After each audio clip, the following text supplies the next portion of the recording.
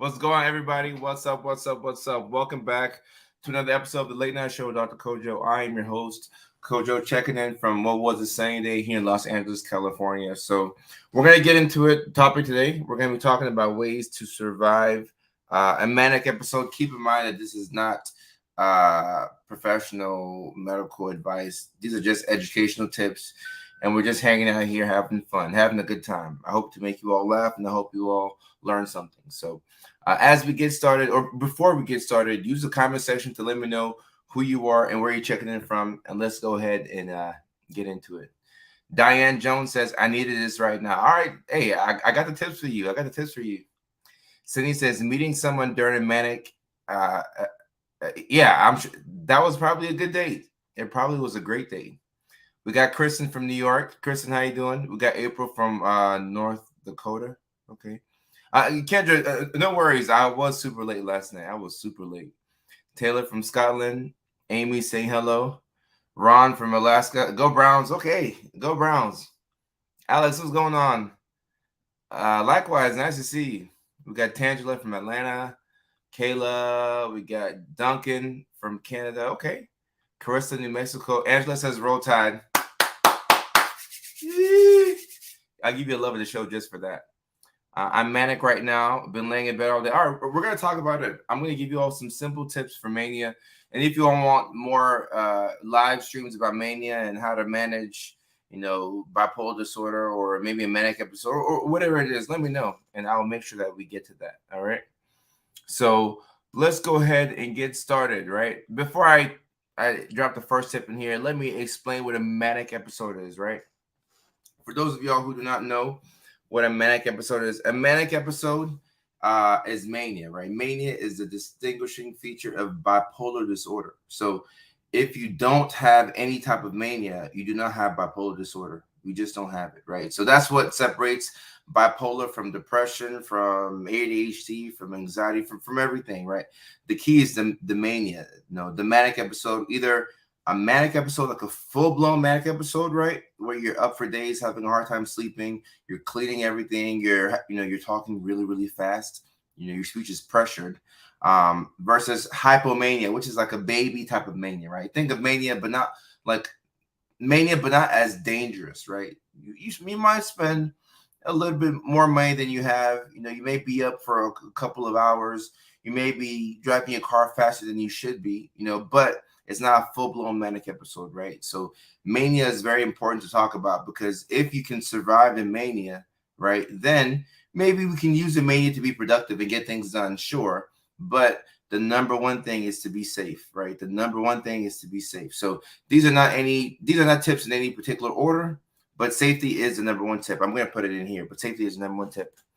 Tanya says, I forgot my meds for a few days and I'm currently manic. I've been crying all day and cleaning everything. Well, Tanya, hey, you got 400 people on the live stream who are, we are your community. We are all friends here. So we're going to get through this together.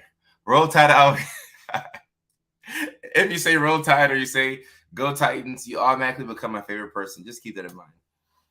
All right. So the number one tip on making sure that you survive a manic episode, right, is you have to make sure that you're safe. This is so important, right? This is the number one thing. So like I said, this list is not in any particular order, but this is the number one most important thing that I want you to keep in mind, right? If you're in a manic episode, yeah, you're productive. Mania is way more fun than depression, right? So depression is probably here, and mania is like this. Like mania is fun. You get things done. You're buying whatever you want. You're doing whatever you want. Like mania is fun, right? But it's just dangerous, right? And depression is not fun at all. So when you're manic, you're probably doing everything that you wanted to do while you were depressed, but you didn't have the energy to do it.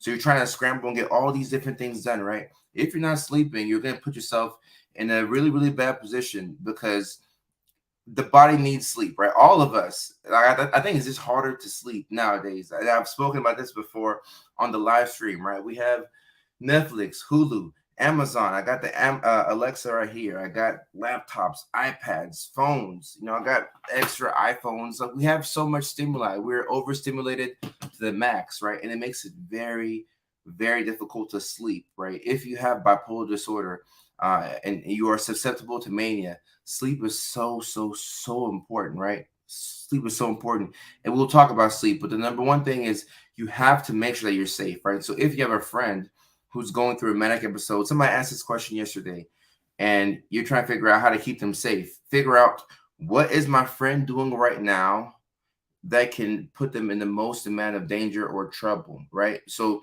pretty much like what are they doing now that can kill them?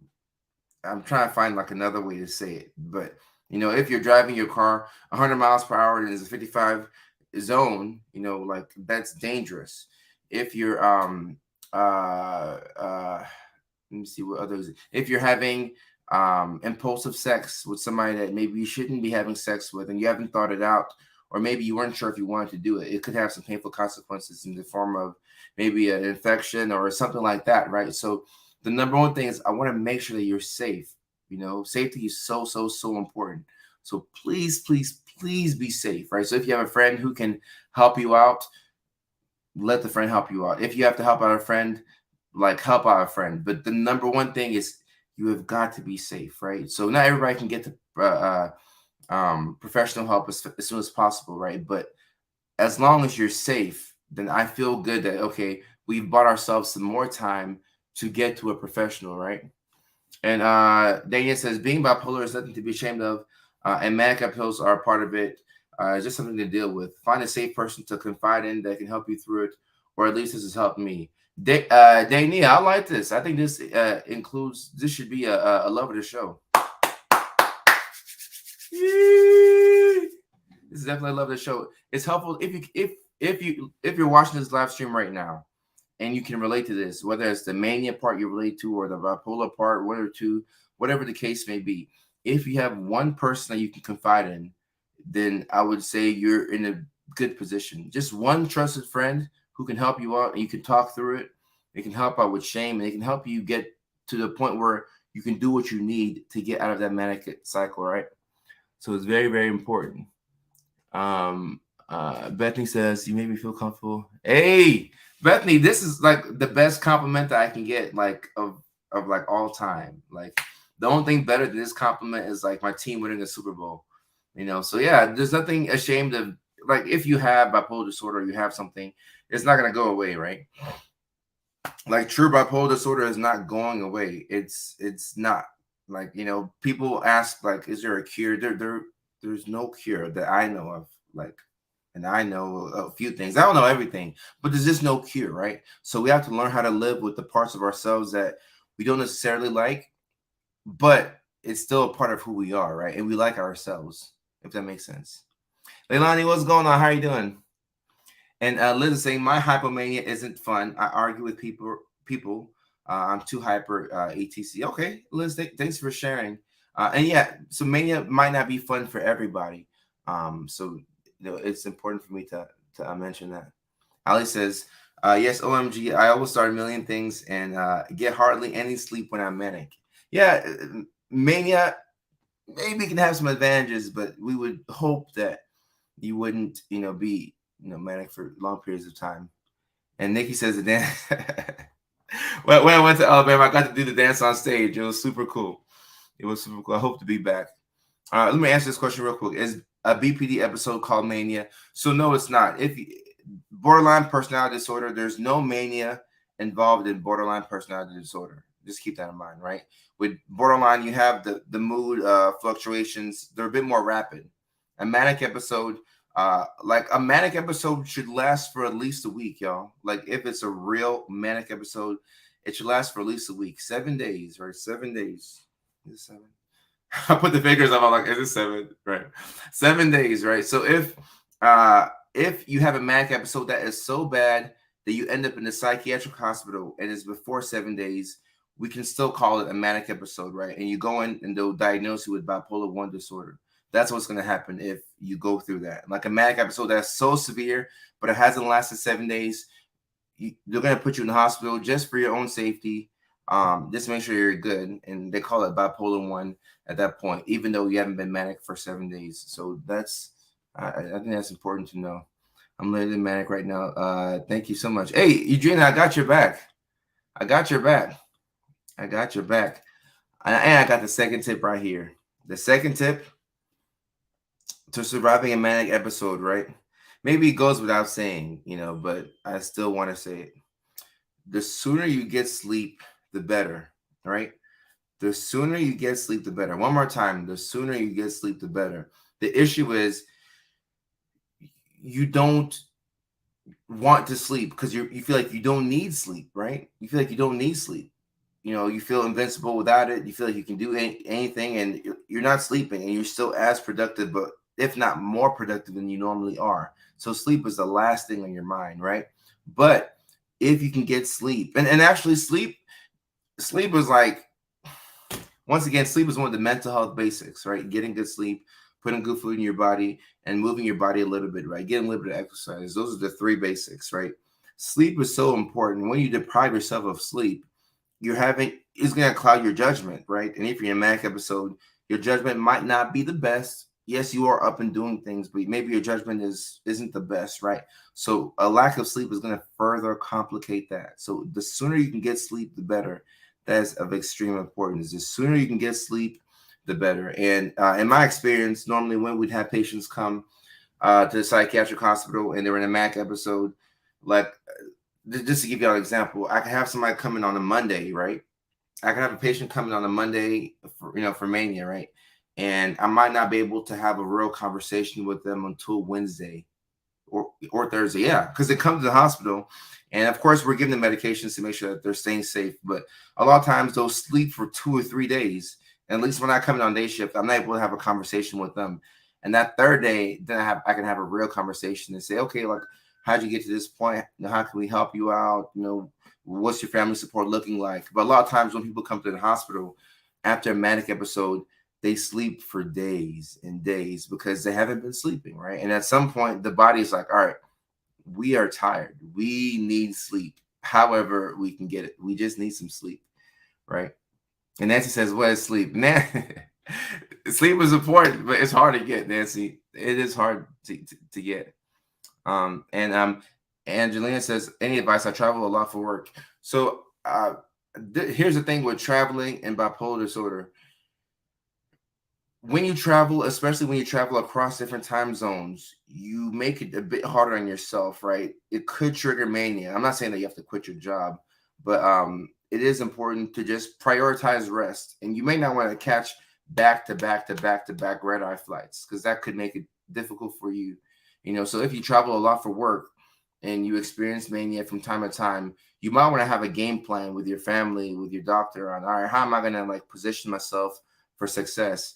Because traveling, especially that cross country traveling, or if you're shifting time zones, right, that can be difficult on anybody's body. Sarah says, I used to love being manic. It's the following low point consequences that make it not worth it. Correct. And Sarah, we talk about mania, like, whenever I'm trying to see things from the perspective of the patient, I'm like, oh, mania is probably one of the most fun times of their illness, right? And it sounds kind of backward to say, but if you're struggling with bipolar disorder and you spend the majority of your days like asleep and depressed and whatever, then the moment the energy comes in the form of mania, you're going to capitalize on it. You're going to have fun. You're going to work out a whole lot. You're going to work a lot. You're going to, go on a whole lot of dates or, substances or whatever. Like, it's a fun time, relatively speaking, compared to the depression, right?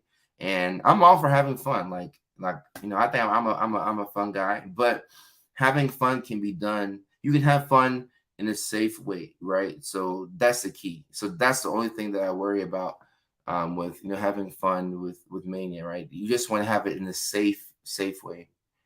And Marcia says there are people that are ashamed to say that they are bipolar. You can be bipolar if you are a doctor, lawyer, CEO, engineer, and the richest person in the world. So please don't be afraid to get help. So for this, we have to give Marie a love of the show. I think we can all agree that this deserves a love of the show, right?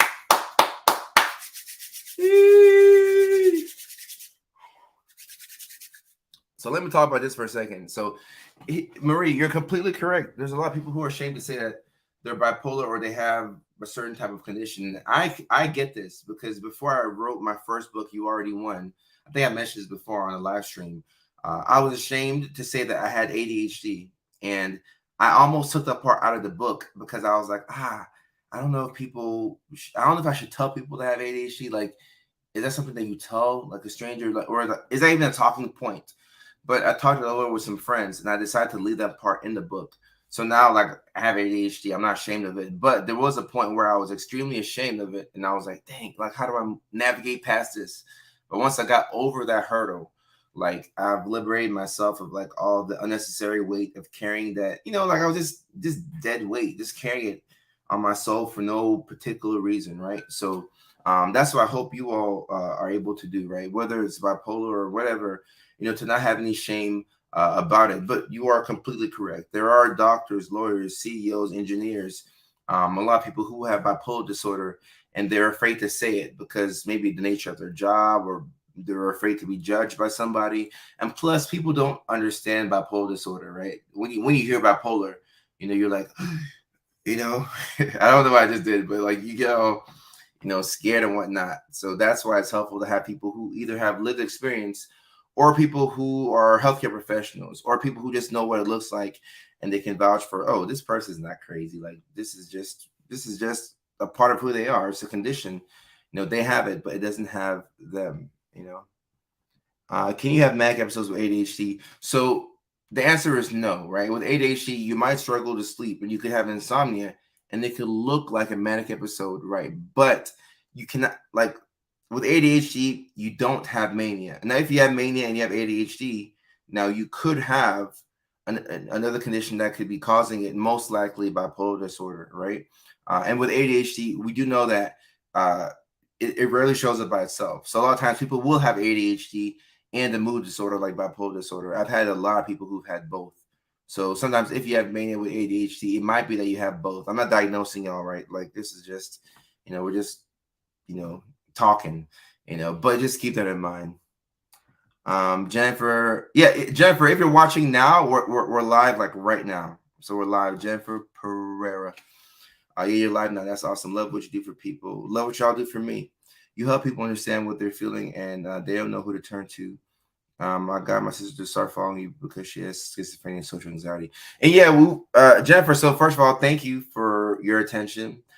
Thank you for your sister's attention, and we'll talk more about schizophrenia and social anxiety. But I feel like, and this is coming from me. I've worked for 7 years in a psychiatric hospital.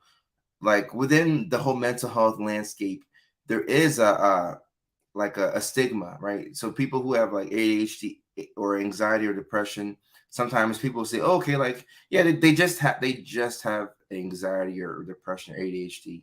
But when you hear something like bipolar or schizophrenia, for whatever reason, people are like, oh, like that sounds like different, right? So there is a stigma within the mental health world. So it's important to make sure that everybody feels respected. And I feel like he's on another channel. I don't understand how others are commenting. Hawaii, I got your comment right here. They just comment so fast, so I can't read them all, but I see your comment. And Brittany, yeah, there's no shame in it. You have it. It doesn't have you. Kay, I just saw this. I'm very, very sorry to see this. I just came back from Alabama where we were talking about suicide prevention. So very, very, very sorry for your loss. And yeah, that's why we do this. We talk about it, and we want to spread awareness and help people not feel ashamed about their condition. But very, very sorry for your loss, Ms. Dyer. And Roll Tide, you know what to say. Roll Tide, you know what to say. Ross, let me see. Hey, so let me pause on this before we move on. Ross said, took the Tuesday challenge, coach. Wake up today and see how good the universe will be to me today. Reminding you because I'm sure you forgot. All right, so Ross, if you didn't remember, no worry, we can do tomorrow. So let me speak about this real quick. So we were on the live stream yesterday, and then I challenged Ross and myself and everybody else to do this. And I did this morning. I woke up and I said, all right, it's Tuesday. I'm challenging the universe to show me how good today can be for me. And it was a good day for me. I didn't get like a lot done, but I was able to take a 2.5 hour nap which is a bit of the reason why I'm a little bit late to this live stream. But that nap was everything. Like I was able to just, I felt so much better after taking the nap. So I'm grateful for the nap, and the nap was the amazing thing that happened for me today. And I hope a lot of amazing things happen for you all today. Lauren says, so ashamed of our house. It's so messy. And I once overheard a family member say she is sad our kids will be messy like us. Oh, as a result. Wow, I have chronic pain, fatigue, mobility issues, and ADHD and depression with 3 kids. I'm trying so hard to be more organized and tidy, but there's so much shame.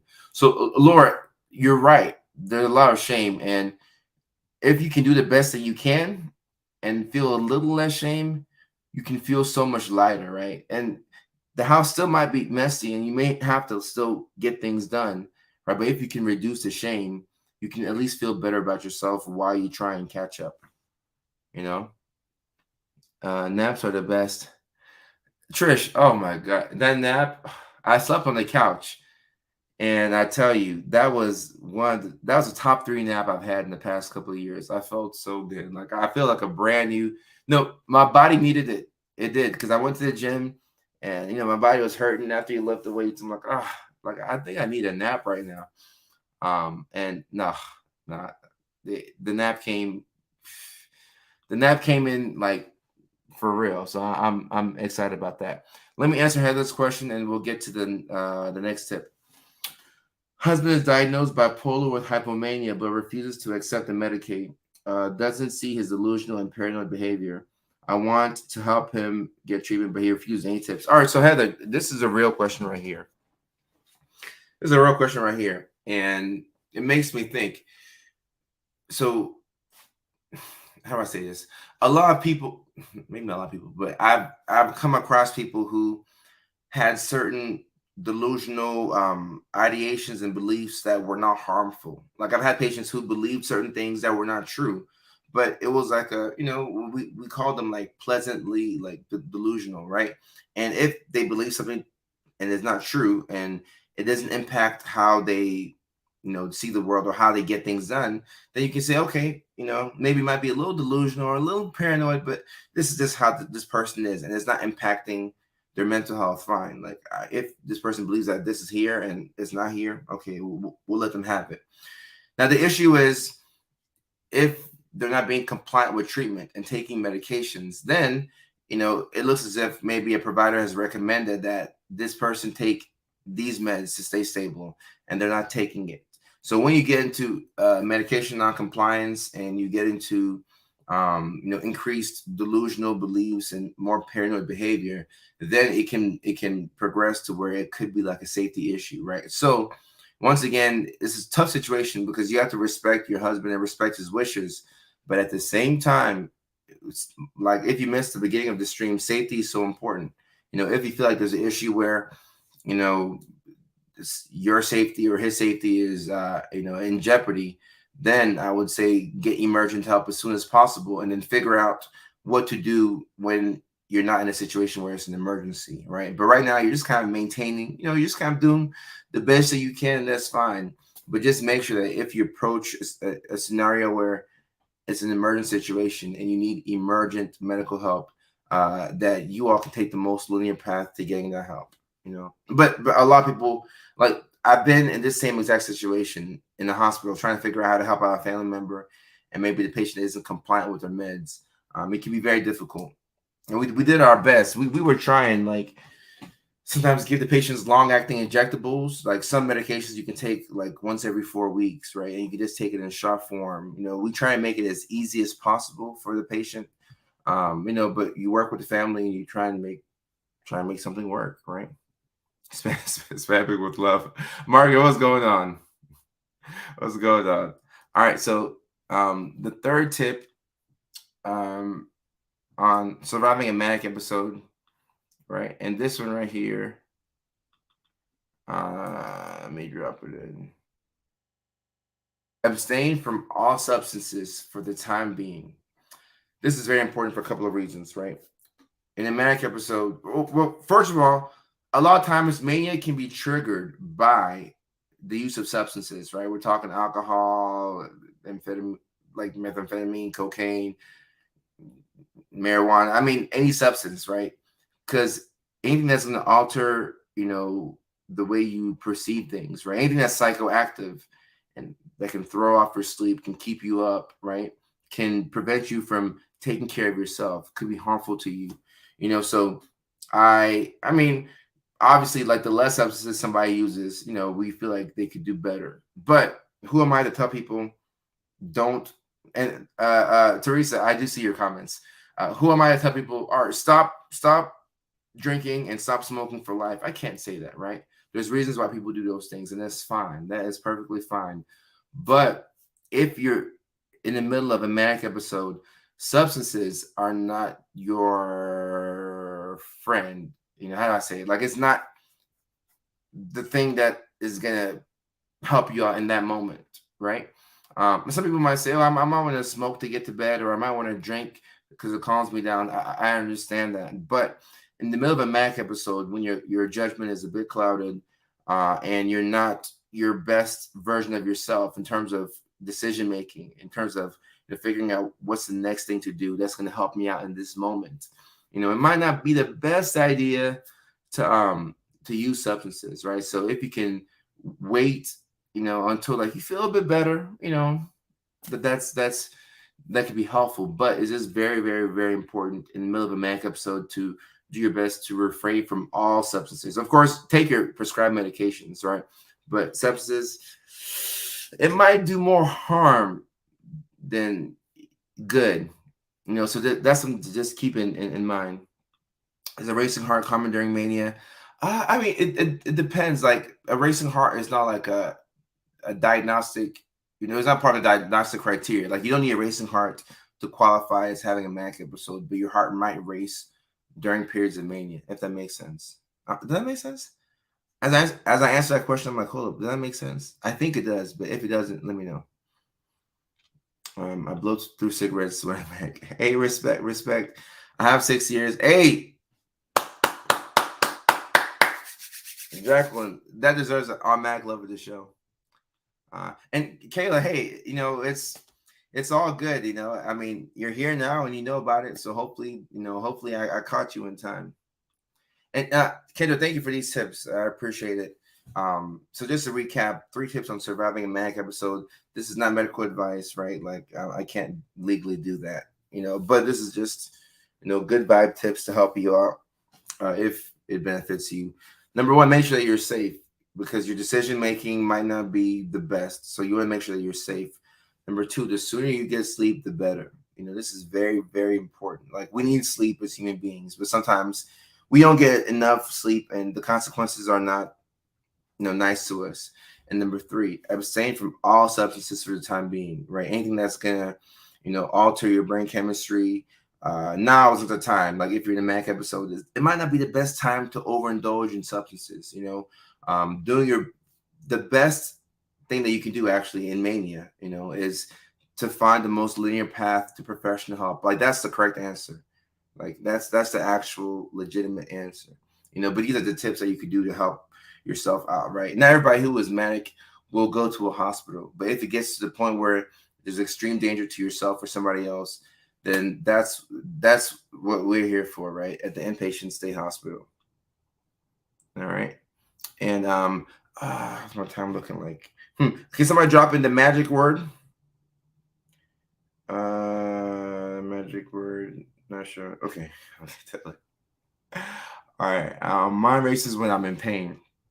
They keep saying manic, but I don't know if they're just avoiding opiates. So Eddie, I'm a bit lost here because opiates, because you don't give opiates for bipolar disorder. So I'm lost, but maybe I don't have the full picture here. Cheyenne says I would go manic after mixing substances with alcohol. Sheesh. Hey, Cheyenne, you gotta give yourself some grace and forgive yourself for past decisions. Now that we know better, we're gonna do our best to do better. But even if you don't do your best, you can't judge yourself, right? Just get back up and you do your best. So Leilani, thank you. I actually got the trash out today, so I gotta give myself credit for that because I got the trash out. And now I just gotta go and dump the extra trash in the camp. I got the trash out. So all right, y'all. It's time for I like this. Hydrate yourself. It's time for the water break, right? So we got the magic word in the chat. This is the time for us to go ahead and make sure that we're staying hydrated. All right. And it's time to go ahead and get your beverage of choice. I like water. Sometimes it's spicy water. Tonight's a spicy water, but I like to rock with water. So cheers.